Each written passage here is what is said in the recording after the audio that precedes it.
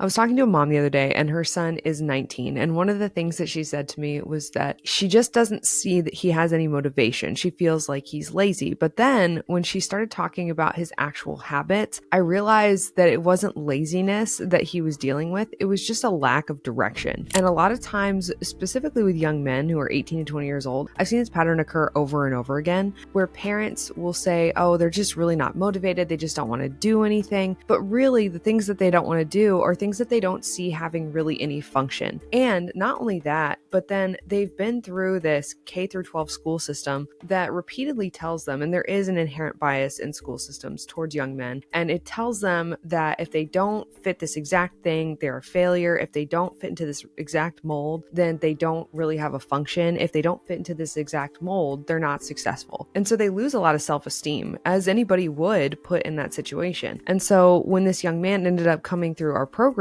in 4 weeks, we were able to find him a job that fit what he wanted to do and a way that he wanted to learn it. And then when he was able to actually go, okay, this is what I want out of my life, this is the job that works for this, and then he was able to choose and make a plan where he had stewardship, where he had ownership, instead of someone constantly telling him, you need to do this, you need to do this, why don't you try this? And he made the plan for himself. Motivation was no longer an issue. Laziness was no longer an issue, because he then went, he applied for the job, and then within a few days, he actually got the job. And that's because he had an internal motivation. He had a real reason why. He had an understanding of what doing this would get him in the future. And there's a huge disconnect with that in the current school system, where these young men have there's no real thread between what we're doing now and how is this going to help me get what I want out of my life. And when you connect those dots for them, all of a sudden they're not lazy. All of a sudden they actually take action on their own. All of a sudden they're following through. They're applying for jobs. They're calling in. They're getting employed. They're getting promoted. They're getting raises, and they're training other people, which is exactly what happened to this